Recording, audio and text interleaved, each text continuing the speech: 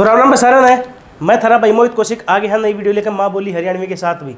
उम्मीद है आप लोग खुश होंगे, स्वस्थ होंगे और वीडियो का आनंद अच्छे तरीके से उठा रहे होंगे। तो भी अपन कल करे थे गणराज्य, आज आप जो टॉपिक करने जा रहे हैं वर्धन वंश के बारे में।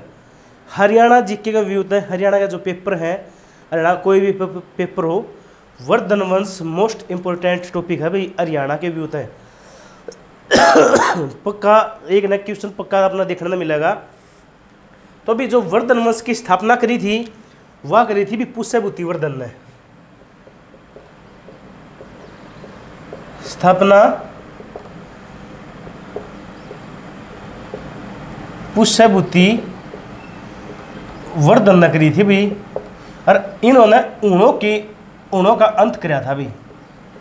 ऊणों का अंत करके जो है स्थापना करी थी वर्धन वंश की पुष्यभूति वर्धन ने। और इसके गुरु थे भी भैरवाचार्य, गुरु है भी भैरवाचार्य।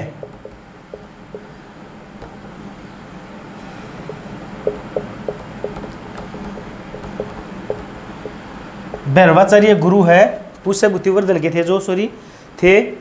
और भी भैरवाचार्य ने पुष्यभूति वर्धन को अट्टहास नामक अस्त्र दिया था। पूछा जा रहा है कि पुष्यभूति वर्धन को अट्टहास नामक अस्त्र किसने दिया? तो भैरवाचार्य ने भी पुष्यभूति को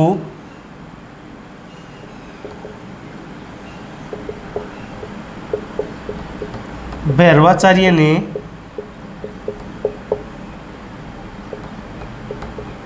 अट्टहास नामक अस्त्र दिया भी। पुष्यभूति को भी भैरवाचार्य ने अट्टहास नामक अस्त्र दिया। अगर पूछ लियो है कि वर्धन वंश का वास्तविक संस्थापक कौन था, तो वास्तविक संस्थापक था भी प्रभाकर वर्धन। वास्तविक संस्थापक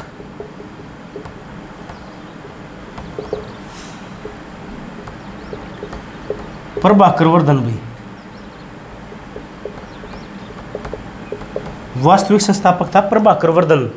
और प्रभाकर वर्धन की जो पत्नी है वह भी रानी यशोमती।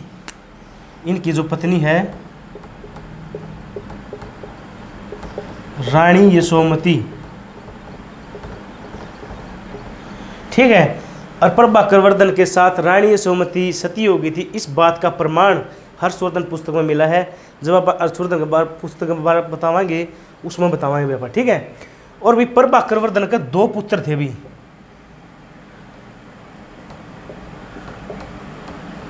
प्रभाकर वर्धन के दो पुत्र व एक पुत्री थी भी। प्रभाकर वर्धन के भी दो पुत्र और एक पुत्री थी। पुत्र थे जो पुत्र थे, पहला था भी राज्यवर्धन और दूसरा था भी हर्षवर्धन। पहला था राज्यवर्धन, दूसरा था हर्षवर्धन। और जो पुत्री थी वह थी भी राजश्री, ठीक है। पत्नी प्रभाकर वर्धन की रानी यशोमती थी। प्रभाकर वर्धन दो पुत्र थे, एक पुत्री थी। पुत्र थे भी राज्यवर्धन और हर्षवर्धन, और पुत्री थी भी राजश्री। और भी राजश्री का विवाह ग्रह वर्मा के साथ हुआ था भी।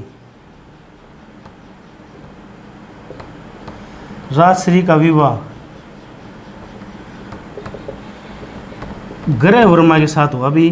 और जो ग्रह वर्मा था भी कन्नौज का राजा था भी, ठीक है। ग्रह वर्मा के साथ हुआ था और ग्रह वर्मा भी कन्नौज का राजा था। और भाई बात करा वर्धन वंश की राजधानी के बारे में। वर्धन वंश की राजधानी क्या बनाई थी भी? पुष्यभूति ने तो भी थानेसर बनाई थी। थानेसर कुरुक्षेत्र, ठीक है। थानेसर कुरुक्षेत्र बनाई थी। ये बात करेंगे भी ग्रह वर्मा के बारे में। ग्रह वर्मा के भी दो दुश्मन थे भी। ग्रह वर्मा के दो दुश्मन थे, ठीक है। ग्रह वर्मा के दो दुश्मन थे भी। जो पहला दुश्मन था वो था भी देवगुप्त। ठीक है, देवगुप्त भी यो मालवा का शासक होया करता। देवगुप्त मालवा का शासक। और जो दूसरा था भी शशांक, यो भी गोंड शासक होया करता, पश्चिम बंगाल का था, गोंड शासक होया करता भी शशांक। ये है जो ग्रहवर्मा के दुश्मन थे, देवगुप्त और शशांक भी। और शशांक ने भी बोधि वृक्ष कटवाया था, बोधि वृक्ष कटवाया भी।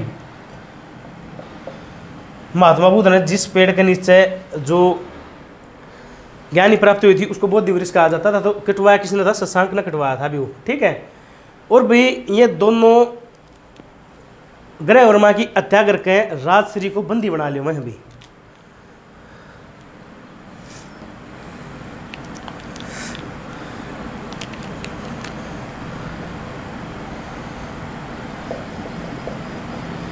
देवगुप्त व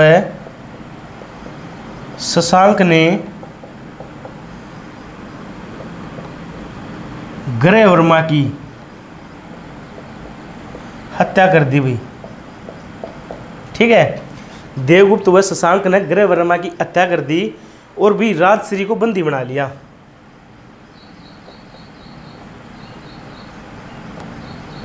और राजश्री को बंदी बना लिया भाई। ठीक है, और राजश्री को बंदी बना लिया। फिर गद्दी में बैठा है भी राज्यवर्धन। पूछा जा रहा है कि राज्यवर्धन शासक कद बना है, तो भी राज्यवर्धन राजा बना है भी 605 ईस्वी में भी।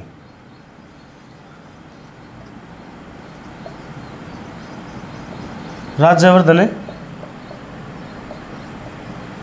राजा बना 605 ईस्वी में। ठीक है, राज्यवर्धन राजा बना भी 605 ईस्वी में। और भी जो राज्यवर्धन है जो भी देवगुप्त की हत्या कर देता है, देवगुप्त की हत्या कर देता है भी राज्यवर्धन। और भी राज्यवर्धन की जो हत्या कर दे है वो कर दे भी शशांक। ठीक है, राज्यवर्धन की जो मृत्यु है शशांक कर देता अभी, शशांक कर देता है भाई। ठीक है, राज्यवर्धन राजा बन गया, राज्यवर्धन राजा बन गया, देवगुप्त की हत्या कर दी है। और देवगुप्त के मौत का बदला कौन ले हुआ है? शशांक। और भाई राजश्री अभी भी बंदी बनी रहा है, मतलब शशांक के पास। फिर 606 ईस्वी में 16 साल की उम्र में हर्षवर्धन राजा बनता है।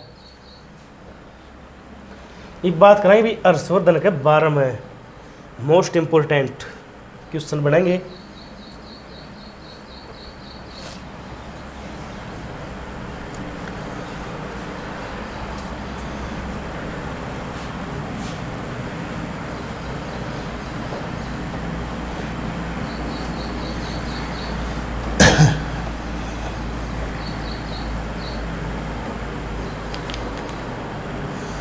बात कराएं भी हर्षवर्धन के बारे में भी।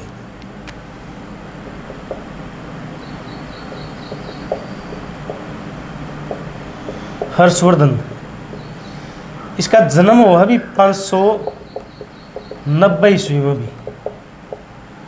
ठीक है, जन्म हुआ 590 ईस्वी में। और शासक बना है भी यो 606 से लेकर 647 ईस्वी तक। ठीक है, मतलब 647 में इसकी मृत्यु हो जावा है। 606 ईस्वी में शासक बना है मात्र 16 साल की आयु में,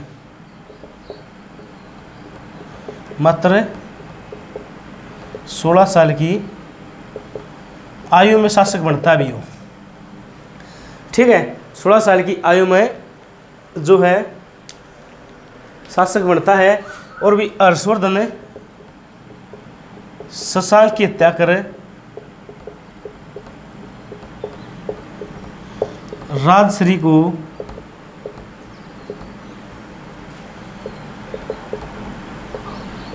उसकी कैद से छुटवाता भी।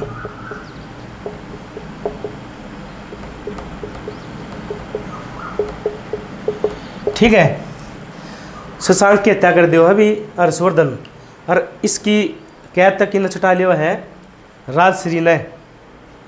ठीक है, राजश्री ने छुटवा लियो है। और जो बात करा कि भी जो हर्षवर्धन की राजधानी है भी थानेसर, और दूसरी थी भी कन्नौज, सेकंड थी भैया। ठीक है, हर्षवर्धन की सेकंड राजधानी कन्नौज भी। और पूछा जावे कि इसके उपनाम के थे भी, उपनाम शिलादित्य, साहित्य सम्राट भी, शिलादित्य साहित्य सम्राट, ये हर्षवर्धन के नाम थे भी, उपनाम। ठीक है, शिलादित्य साहित्य सम्राट। और जो बात करा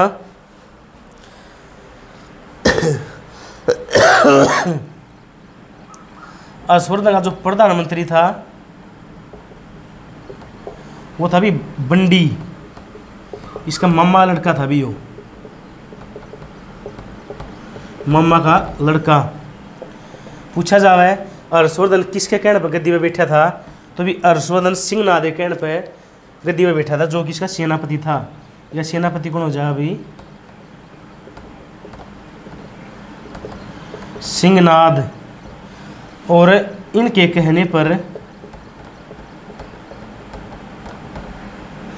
हर्षवर्धन गद्दी पर बैठे हुई। ठीक है, सिंहनाद के कहने पर हर्षवर्धन है जो गद्दी पर बैठा था। और बात करा जो हर्षवर्धन की दरबारी कवि था, पहले इसकी रचना के बारे में बात करेंगे। तो इसकी रचनाएं 3 हैं भाई। ठीक है, इनकी रचना इम्पोर्टेंट है। पहला है भी नागानंद, रत्नावली, प्रियदर्शिका भी। मोस्ट इम्पोर्टेंट क्वेश्चन है भी, वो तीनों किताबें पेपर में आई हैं। ठीक है, नागानंद, रत्नावली, प्रियदर्शिका। ठीक है, यहाँ पे स्पेस देखने जा रहा था भाई कि उसमें व्यू बढ़ रहा है कि नहीं, सॉरी। नागानंद, रत्नावली, प्रियदर्शिका। ये बात करा कि भी हर्षवर्धन का दरबारी कवि कौन था। दरबारी कोई भी हरियाणा के भी तथा भी जो था बाण भट्ट भी, यो है नेशनल जीके की उस्ता भी। ठीक है, हरियाणा में मयूर का नाम और जुड़ता है, कैथल से संबंधित थे मयूर और बाना, ये इसके दरबारी कवि बताए जाओ भी हरियाणा के व्यूत हैं। बात करा कि भी बाण भट्ट की रचनाएं कौन सी हैं। बाण भट्ट की पुस्तकें, तो जो पुस्तकें हैं भी, पहली है अरसरित और दूसरी है भी कादम्बरी। हरसरित और कादम्बरी भी। ठीक है, और हरसरित में पता चलता है कि भी जो प्रभाकर वर्धन के साथ रानी यशोमती सती हो गई थी।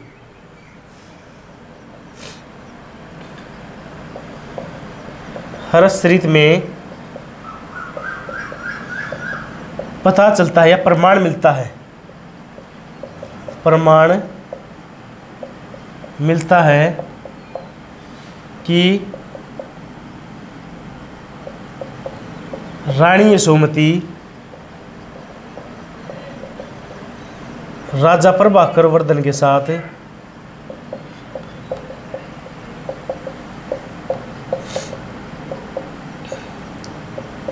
सती हो गई थी।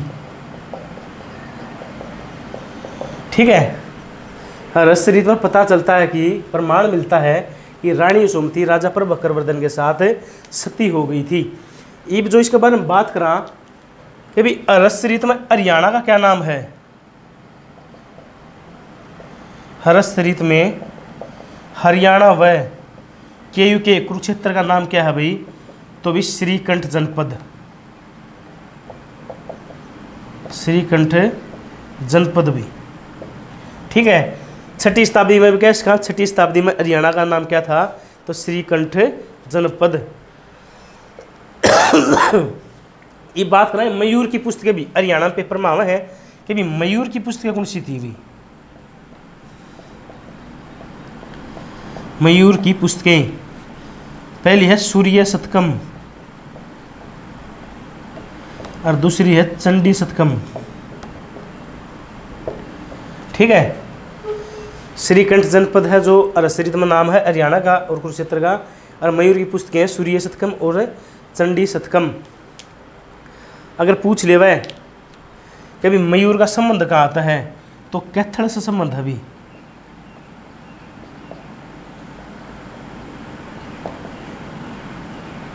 कैथल से संबंध है भी मयूर का।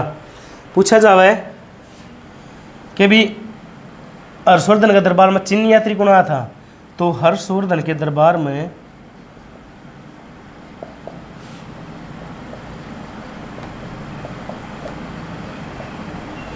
चीनी यात्री अमीनसांग आया भी। ठीक है, हर्षवर्धन के दरबार में चीनी यात्री अमीनसांग आया।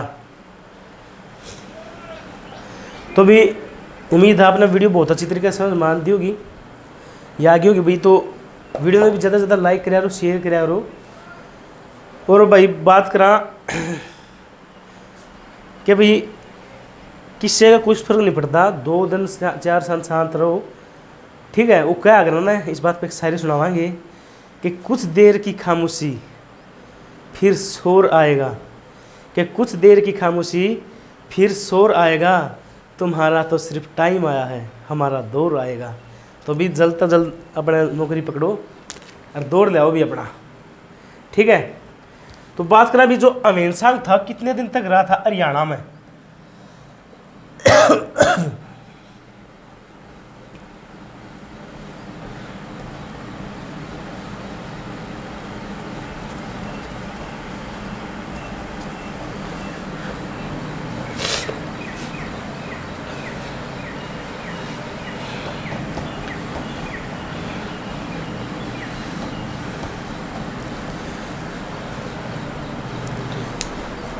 बात करें भी अमीनसांग के बारे में, मोस्ट इम्पोर्टेंट है भी हरियाणा का भी। तो अमीनसांग भी चीनी यात्री था, भारत में रहा था भी 629 से लेकर 645 ईस्वी तक। पूरे भारत की बात करा कार्यकाल की। अगर हरियाणा में जो इसका टाइम बीता था, तो भी जो हरियाणा में जो टाइम बीता था इसका, तो हरियाणा में था भी 635 से लेकर 644 तक रहा भी। हरियाणा में 635 से लेकर 644 तक रहा। ठीक है, टोटल जो टाइम है जो भारत में स्पेंड करें इन्हें 629 645, और हरियाणा में रहा था वो 635 से 644 तक। ठीक है, और भी इसके उपनाम, अमीनसांग के उपनाम भी यात्रियों का राजकुमार, यात्रियों का राजकुमार, नीति का पंडित, यात्रियों का राजकुमार, नीति का पंडित, वर्तमान का शाक्यमुनि,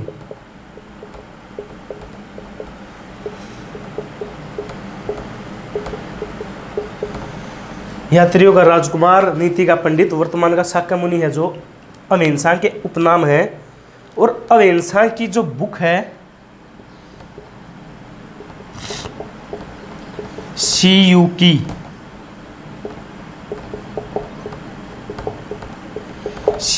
इसकी बुक है भी, और इसका अंग्रेजी में जो नाम है वो नाम है भी द लाइफ। ठीक है, इंग्लिश में जो नाम है इस पुस्तक का द लाइफ नाम है, और जो इसका हिंदी में अनुवाद किया जाए तो भी इसका दूसरा नाम है भी पश्चिमी जगत का वृतांत। पश्चिमी जगत का वृतांत भी।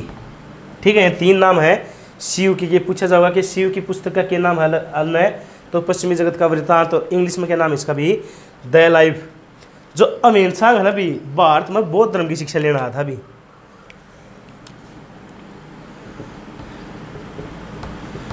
भारत में बौद्ध धर्म की शिक्षा लेने आए भी।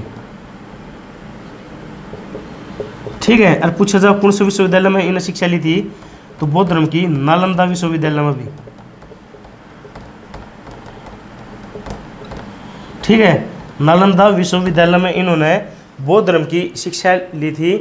और जो अमीर सांग है भी, बौद्ध धर्म के ईन यान व महायान दोनों, जो इसके जो बट गया था 2 भागों में, दोनों वो मानता था भी। ठीक है, अमीर सांग हीनयान व महायान दोनों शाखाओं को मानता था भी, दोनों को मानता था। ठीक है, 2 शाखाओं में बट गया था, ईनयान और महायान में। बौद्ध धर्म की शिक्षा लेना था भी हमेशा इन दोनों ने मान्या करता। ठीक है,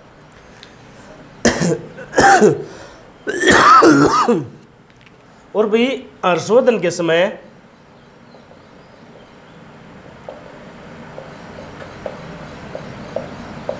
सर्वाधिक शिक्षण संस्थान थे भाई। पूछा जाओ कितने थे, 5000 शिक्षण संस्थान थे भी हर्षवर्धन के समय। हर्षवर्धन के समय भी सर्वाधिक शिक्षण संस्थान थे 5000। ठीक है, और भी हर्षवर्धन ने कृत्रिम बर्फ बनाई थी भी। हर्षवर्धन ने सबसे पहले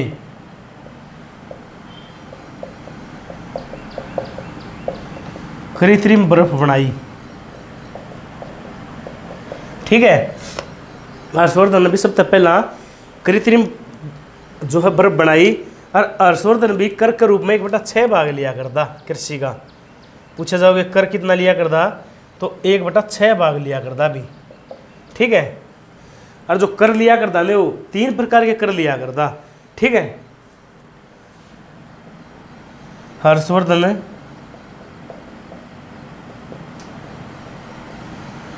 3 तरह की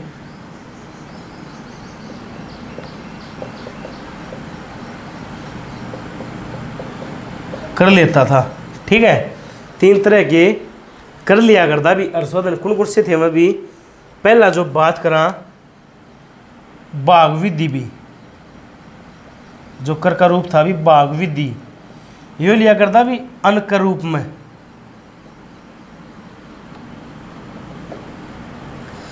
बाघ विधि अन्न के रूप में लिया करता। हिरणा विधि भी, हिरणा विधि यो लिया करता भी मुद्रा के रूप में।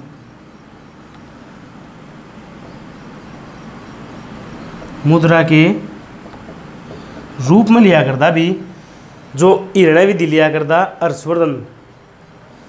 और जो तीसरी विधि है उसने लिया करता भी उपहार के रूप में, और उसने क्या करते भी बलि विधि। ठीक है, बलि विधि।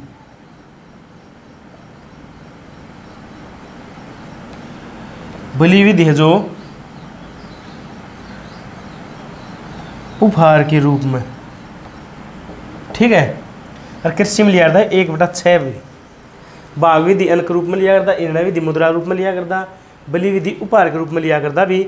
और भी हर्षवर्धन की सबसे छोटी इकाई थी जो ग्राम कहलाती थी भी, शासन की। ठीक है, प्रशासन की सबसे छोटी इकाई।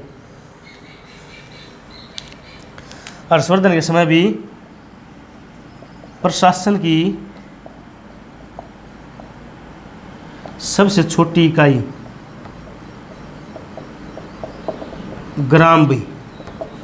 ठीक है, गांव में क्या कर दे ग्राम। और पहली है भी भुक्ति, उसको क्या चलाने वाला करता भी उपरीक, जिसको राज्य का नाम दिया जाया करता। ठीक है, प्रशासन की बात करेंगे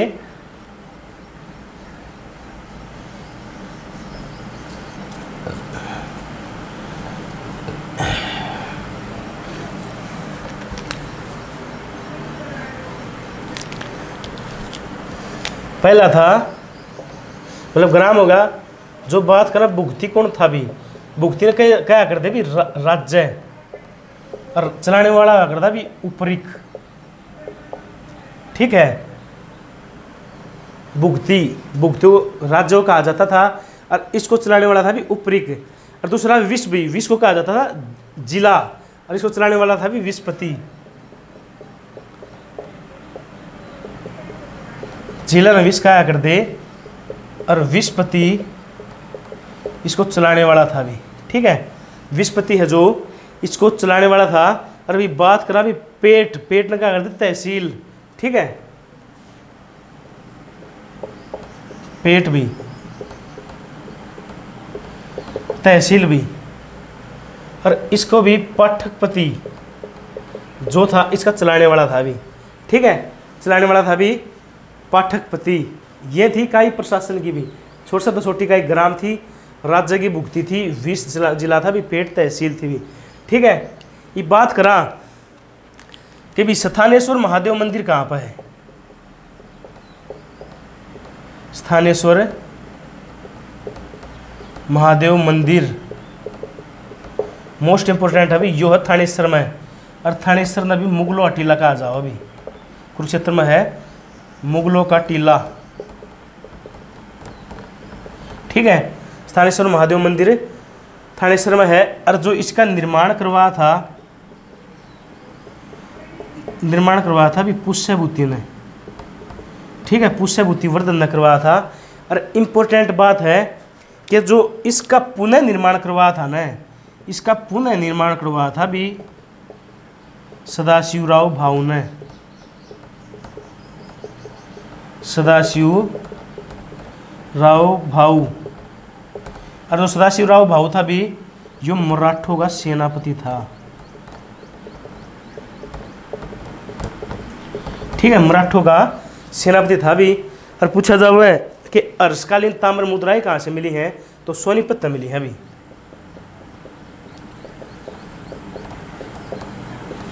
हर्षकालीन ताम्र मुद्राएं तो भी सोनीपत में मिली है अभी।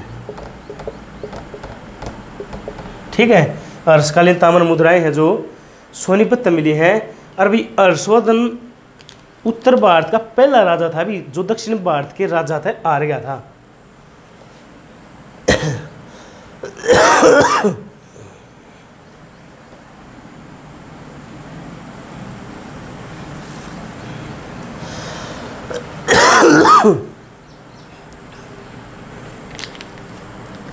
हर्षवर्धन ने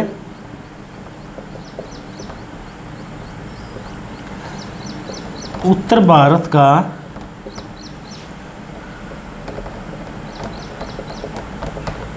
पहला राजा था जो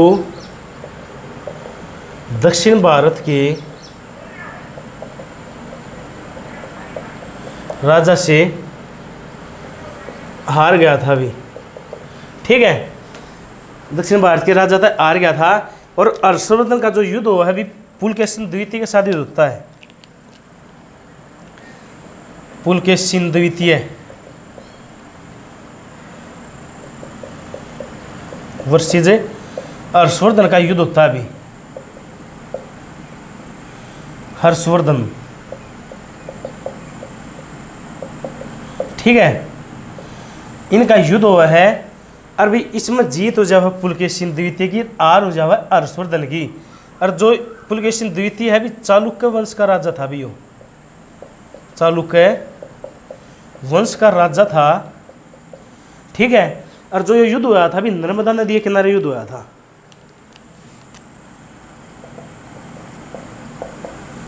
नर्मदा नदी के किनारे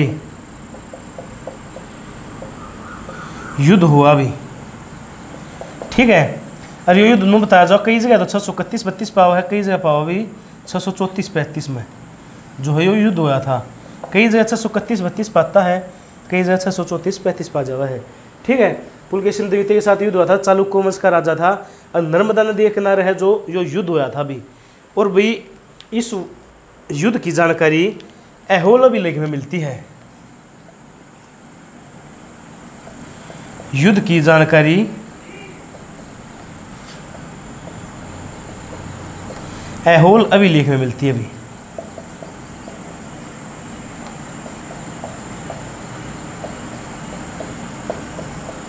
ठीक है, पुलकेशिन द्वितीय व हर्षवर्धन के बीच में जो युद्ध हुआ था, इसकी जानकारी कौन सा उसमें मिला है अभी, ऐहोल अभिलेख में मिला है अभी। तो भी अपना वर्धन वंश इतना ही था। भी आज की वीडियो याडे समाप्त होती हुई। तो भी वीडियो ज़्यादा से ज़्यादा लाइक कराया करो, शेयर कराया करो, भी कमेंट कराया करो। तो भी कल मिलाएंगे नई वीडियो के साथ। आज के लिए इतना ही भाई। तो भी राम राम बसारन है, मैं थारा भाई मोहित कौशिक, मिलते हैं कल नई वीडियो के साथ हूँ।